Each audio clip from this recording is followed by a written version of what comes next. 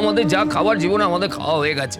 আর জেঠু তো খেলেই পটিতে যায়। এত চুপ কর, ফাজলামি হচ্ছে।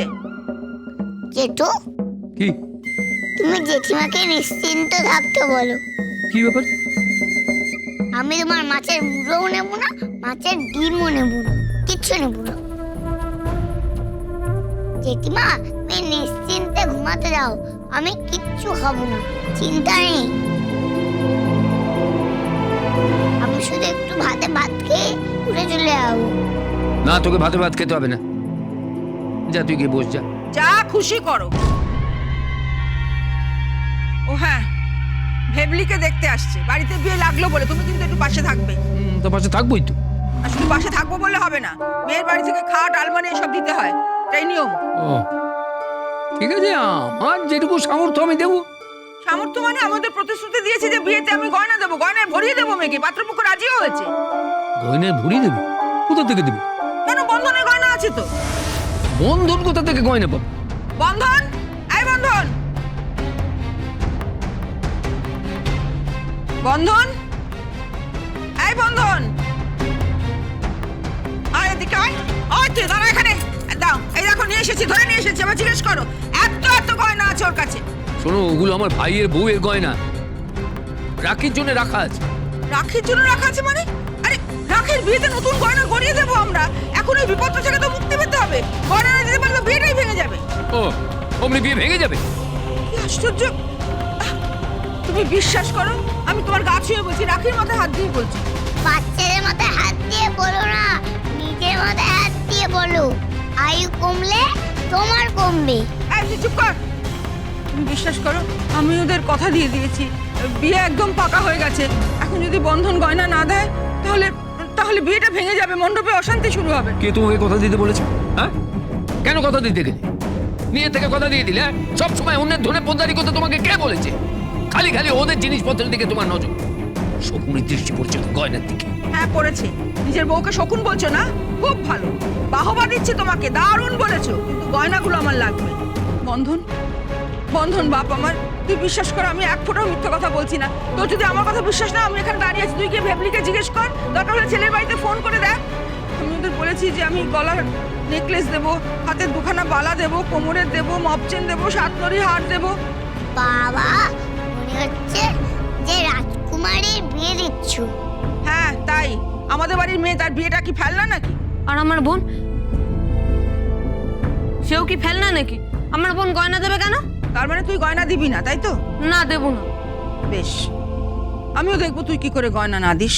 আমি তো মেয়েকে বিয়ের দিন সাজিয়ে গুছিয়ে মণ্ডপে বসিয়ে দেবো।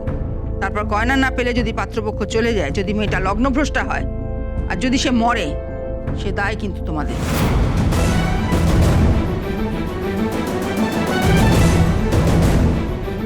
না, কি কি করবি? দাঁড়া দাঁড়া, ব্যাপারটা আমাকে ভাবতে দে।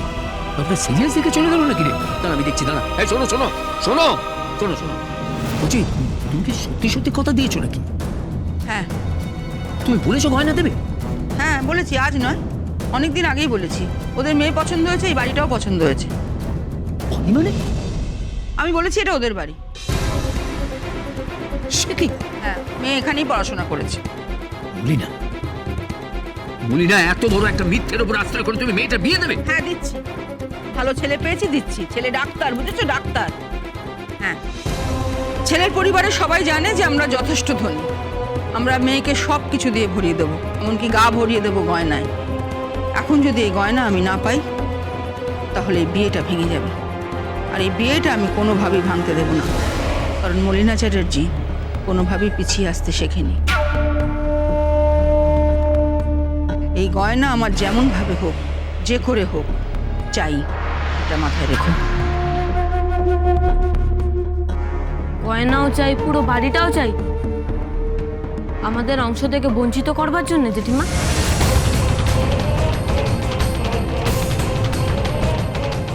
ঠিক তাই, তোরা দুজন আমার বোঝা,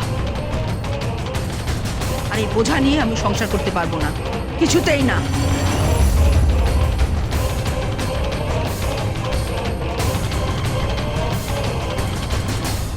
জেঠু, কি হবে বলো তো? জেঠিমাটা দুটোমার মতন দুমদুম করে ফাটছে, দুবার দুবার করে ফাটছে।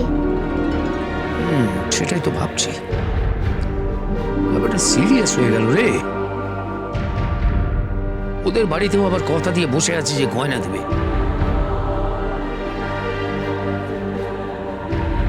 জেঠু আমার বোনের গয়না। না, দিবি না, দিবি না, কখনো দিবি না। এটা তো জেঠিমার অন্যায়। সে নিজে যা হয় করুক, যা হয় হয়ে যাক, তুই একদম গয়না দিবি নাই বলে রাখ, একদম দিবি না। জেঠু, জেঠু শোনো, তুমি খাবে না? জেঠু,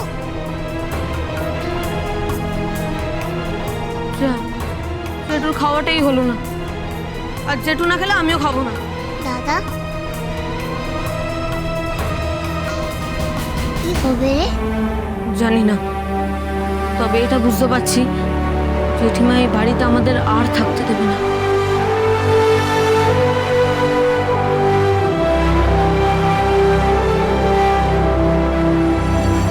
হ্যাঁ হ্যাঁ, তুই কিচ্ছু ভাবিস না। আরে আমি তো আছি, তুই টাকা নিয়ে এত চিন্তা করছিস কেন? ধুর, এত ভাবতে হবে না তোকে। হ্যাঁ শোন না, আমি একটা নতুন গাড়ি কিনেছি জানিস তো, লাল রঙের। হ্যাঁ আসলে লাল টুকটুকে রংটা আমার খুব প্রিয়। জানিস তো, আমি তো জামাইবাবুকে বলেছি যে কোনো একটা ক্লাবে সদস্য পদ পাওয়া যায় কিনা।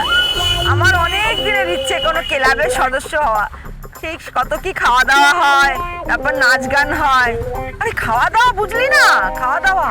হ্যাঁ আরো প্ল্যান আছে মাথায়, একটু ভাবছি বিদেশেও ঘুরতে যাব। হ্যাঁ বিদেশ, এই যেমন ধর ব্যাংকক, সিঙ্গাপুর। মা তুমি ক্লাবে যাবে? আর চুপ কর তো, সব কথা বল। না না তোকে বলিনি। হ্যাঁ বল।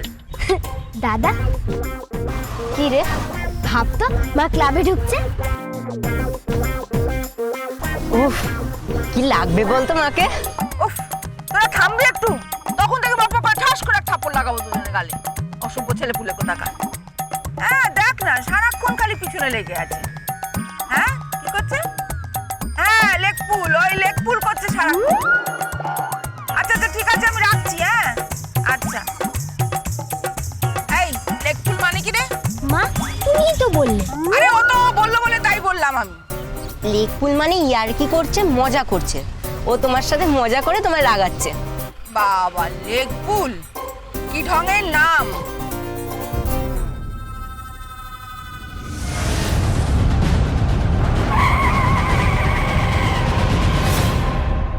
তুই যদি ব্রেক মারলেন কেন?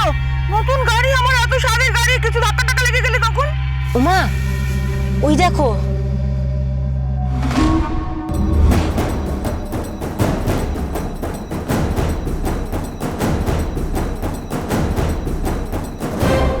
চম্পা?